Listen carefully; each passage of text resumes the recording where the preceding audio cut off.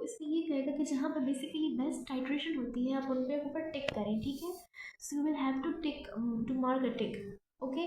आपको tick mark करना पड़ेगा उनके ऊपर, और आपसे एवरेज भी पूछेंगे कि आप वॉल्यूम की एवरेज बताएं, यानी कि एवरेज बताएं इनकी। तो एवरेज आप किन की लेंगे, आप इन वैल्यूज़ की एवरेज लेंगे। ये वैल्यू जो आपके पास है ना, ये values you will take the average. कैसे आप एवरेज कैसे लेते हैं, यू नो, एवरेज ऐसे लेते हैं, यू नो, ओके। जैसे कि पहली वैल्यू आपके पास अगर V1 की एवरेज है, यू नो, इस तरह इसको रिप्रेजेंट करते हैं 10.1 plus 10.0 plus 9.9, okay, and then divide it upon 3 से जब इसको डिवाइड करते हैं you will be get 10.0 centimetre cube. ये यूनिट लिखना बहुत ज़रूरी है, और ये इसका एवरेज है। Sorry it's become rough, but कोई बात नहीं, ओके। ये आपके पास इस तरह हो जाता है। देन अगर आप दूसरी तरफ बात करें तो ये आपके पास एक और क्वेश्चन सॉल्व हो गया, ठीक है, यहाँ से जो कि पूछे जाते हैं मेनली पेपर के अंदर। अब अगर मैं इसके बारे में बात करूँ तो मोलैरिटी, ठीक है। अब Na2CO3 की अगर मैं बात करूँ तो मुझे इसकी मोलैरिटी कैलकुलेट करनी है, ये मुझे फाइंड करना है, ये मुझे नोन नहीं है, ठीक है। मुझे HCl इस केस में नोन है, M1 मेरे पास क्या है, अननोन है, यही तो फाइंड कर रहे हैं हम लोग। M2 क्या है, HCl है। अगर हम बात करें, ये 0.1 HCl डाला था इसमें, ठीक है, और 0.1 इसमें गिवन हमारे पास यहाँ पे गिवन है कि हमने इतना मोलर का सोल्यूशन लिया था, इसमें गिवन है, ठीक है, ये हमारे पास इतना होता है। मोलरिटी आपको लाजमी गिवन होगी नॉन सोल्यूशन की। V1 की अगर आप बात करें तो पपेट के थ्रू आपने इतना ही डाला था, और V2 की अगर आप बात करें तो आपने अभी फाइंड किया है, ठीक है। HCl का भी आपने एवरेज में फाइंड किया है, और जो V1 है वो आपने पपेट के थ्रू यहाँ पे इतना लिया था, ये आपके पास यहाँ पे है पपेट में, तो ये इतना है, ठीक है। N1 आपके पास Na2CO3 का बैलेंस केमिकल इक्वेशन में जो मैंने यहाँ पे लिखा है, सॉरी ये थोड़ा सा यहाँ पे 1 मोल इस्तेमाल हुआ है, जब कुछ नहीं होता 1 होता है, और यहाँ पे 2 मोल इस्तेमाल हुए HCl के 2 मोल। तो यहाँ पे अगर हम बात करें इधर, ठीक है, यहाँ पे 2 मोल इस्तेमाल हुए हैं। N से मुराद है नंबर ऑफ मोल्स, N से मुराद है number of moles. You will arrange whole data. अब ये उन्होंने थोड़ा सा मुश्किल बताया हुआ है, and I will make it easy for you. जैसे कि आप इस कैलकुलेशन को भी नोट डाउन कर सकते हैं, और मैं इनको ऐसे बता देती हूँ कि अगर आपके पास M1 है ना, M1 V1 है अपॉन N1 है is equal to M2 V2 you have, and then N2 है। So you can easily write and simply आपके पास अगर आप डेटा लिखते हैं सारा, क्योंकि आप M1 को फाइंड आउट कर रहे हैं ना, और V1 आपको गिवन है जो कि 10 है, मल्टीप्लाई करें और डिवाइडेड बाय N1 जो कि 1 है, ठीक है।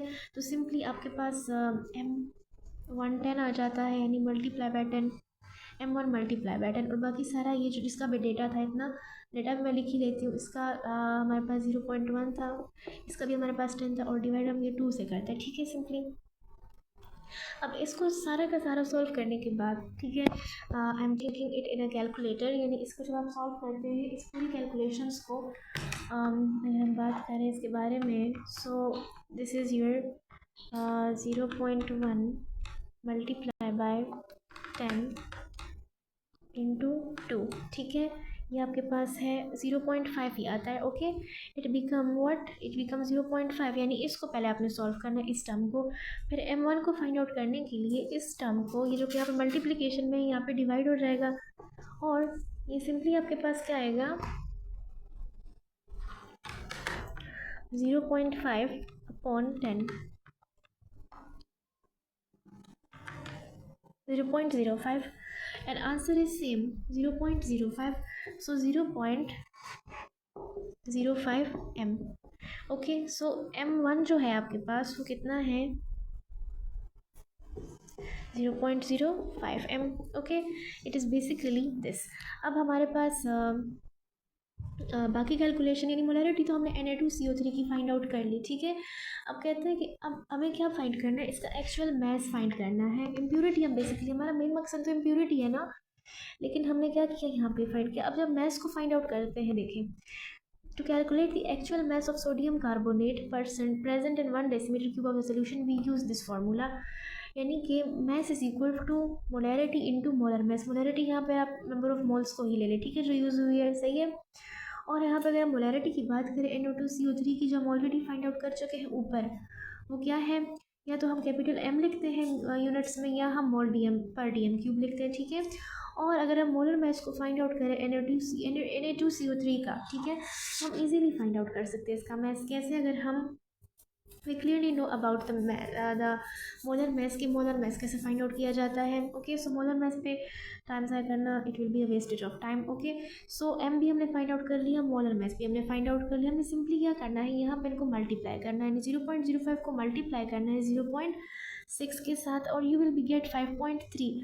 तो इसका मतलब है कि बेसिकली मोलर मैथ्स तो इसका ये था, ठीक है, सिंपली मोलर मैथ्स इसका ये था, लेकिन और मैथ्स भी इसका कुछ होगा, यानी मैथ्स बेसिकली कितना आपको दिया हुआ था, 6 ग्राम्स दिया हुआ था ना, 6 ग्राम्स मैथ्स दिया हुआ था।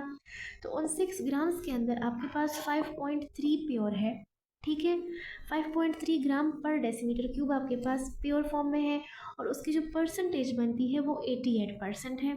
ओके, वो कितनी है, 88% है सिंपली, वो आपके पास यानी कि अगर हम बात करें 88% है और basically you are asked about the percentage, about doing the percentage. Okay, and they will as it is asked about you, as it is ये आपसे इस तरह पूछेंगे कि इसमें आपके पास इतना कितना था, ठीक है, और then you will be able to tell the answer. अब हम इसकी परसेंटेज को कैसे फाइंड आउट करेंगे, हमें पता कैसे चलेगा कि हम बेसिकली टोटल कितनी थी, ऑप्टेन हमें कितनी मिली थी, हमें तो पता है परसेंटेज का फॉर्मूला एक सिंपल सा फॉर्मूला होता है ये। परसेंटेज को जब आप फाइंड आउट करते हैं तो आप लिखते हैं टोटल जो भी चीज़ें हैं डिवाइडेड बाय ऑप्टेन जो आपको मिला है और उसको मल्टीप्लाई करते हैं 100 से, ठीक है, क्योंकि परसेंटेज हमेशा 100 में ही निकाली जाती है, ठीक है, इट बिकम रफ। सो ये ठीक है, टोटल आपके पास कितना था ग्राम, मैथ्स 6 था, ऑप्टेन आपको कितना मिला, 5.3 मिला और मल्टीप्लाई बाय 100 करें। आप जब इसको मल्टीप्लाई करेंगे so I have already calculated it there for you, it is this. Okay, sorry, it become 88.33। So इसको हम राउंड ऑफ भी नहीं कर सकते, सो ये आपको 88% प्योर मिलेगा, यानी कि ये 6 में से आउट ऑफ 5.3 आउट ऑफ 6 है और आपकी टोटल परसेंटेज कितनी बन रही है, 88 बन रही है। आप 88% सूटेबल हैं, प्योर है आप 88%, ठीक है, बिकॉज इन द स्टेटमेंट सबसे पहले हम ये इंक्लूड कर लेते हैं कि मोलरिटी ऑफ Na2CO3 इतनी थी।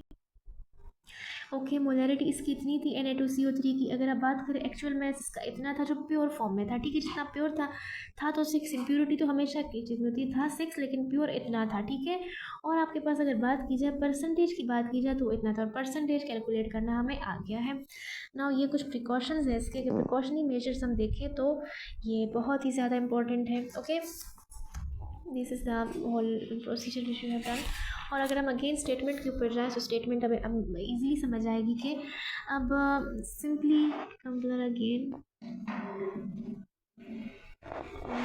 यहाँ पे आई विल रीड इट कि the given solution contains 6 grams of Na2CO3 means. अब अगर हम इसको समझें इस तरीके से तो ये हमें ईजिली समझ आएगा,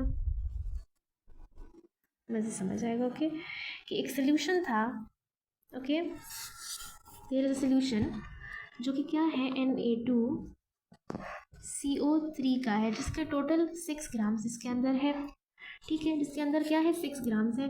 अब डिज़ोल्व पर डेसीमीटर क्यूब, यानी वो डिज़ोल्व है, ठीक है, कि कुछ वॉल्यूम में वो डिज़ोल्व है, ठीक है, कोई उसका वॉल्यूम है और वो उसके अंदर क्या है, वो डिज़ोल्व है। उन्होंने आपसे पूछा है कि कैलकुलेट करें परसेंटेज प्योरिटी को, परसेंटेज प्योरिटी को फाइंड करें बाय वॉल्यूमेट्रिक मेथड यानी टाइट्रेशन के थ्रू। अगेन आपने प्रोसीजर सारा देखा, वो टाइट्रेशन वाला था। तो अगर 6 ग्राम्स हैं, आप जो प्योर फॉर्म में थे, ठीक है, 6 ग्राम क्या थे, अब आप इम्प्योर लिखेंगे, ये इम्प्योर फॉर्म में थे, और Na2CO3 के जो मोल्स थे आउट ऑफ दिस 6, ठीक है, इसके अलावा नहीं, आउट ऑफ दिस 6 ग्राम्स वो क्या थे, प्योर फॉर्म में थे, बेसिकली वो प्योर फॉर्म में थे। और अगर आपके पास परसेंटेज प्योरिटी आप फाइंड आउट करते हैं, यानी कि परसेंटेज प्योरिटी की अगर आपसे बात हो रही है, so you will do total by obtained, this is again the revision simply, and what else, 6 into 5.3 into 100, or then you will be get 88.33, because you don't need to add 33 and it will be your answer, the percentage purity of the solution in NaCl2CO3। So it's all about this. ये सारी statement थे और ये सारे उसके shortly answers थे।